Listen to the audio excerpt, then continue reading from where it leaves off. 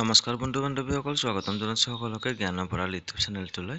এইটো ভিডিঅ'ত আজি আমি আলোচনা কৰিম যিটো IIT গুৱাহাটী ৰিকুৱাৰমেণ্ট ওলাইছে ফিল্ড ইনভেষ্টিগেটৰৰ ভেকেঞ্চি, সেইটোৰ ওপৰতে আজি আমি এইটো ভিডিঅ'ত আলোচনা কৰিম।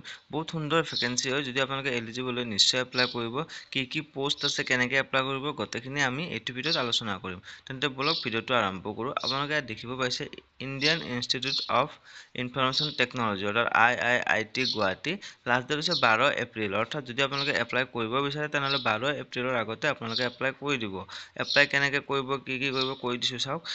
এইটো যিটো আপোনালোকে স্ক্ৰীনত দেখিব পাইছে, অৰ্গেনাইজেশ্যন হৈছে IIT গুৱাহাটী। টোটেল ভেকেঞ্চি হৈছে এটা, আৰু এইটো চেণ্ট্ৰেল গভৰ্ণমেণ্ট জব হয়, আৰু মিনিমাম কোৱালিফিকেশ্যন বিচাৰিছে এইটোত পষ্ট গ্ৰেজুৱেট, আৰু এপ্লাই মোড হৈছে অনলাইন। আপোনালোকে অনলাইন এপ্লাই কৰিব লাগিব।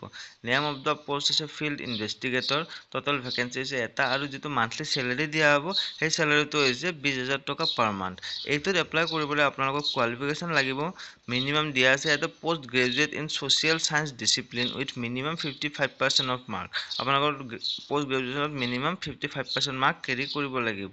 ইয়াত আপোনালোকে স্ক্ৰীনত দেখিব পাইছে candidate with an interest in data collection, data analysis on SPSS, Excel and typing on a computer will first in the Bodo and English language. Next আপোনালোকৰ এপ্লাই কেনেকৈ কৰিব। এপ্লাই কৰিবলৈ আপোনালোকক এয়া যিটো স্ক্ৰীনত দেখিব পাইছে লিংকটো, সেই লিংকটোত আপোনালোকে ক্লিক কৰি অনলাইন এপ্লিকেশ্যন ফৰ্মখন ফিল আপ কৰি দিব। তাৰপিছত আপোনালোকৰ এপ্লাইটো হৈ যাব।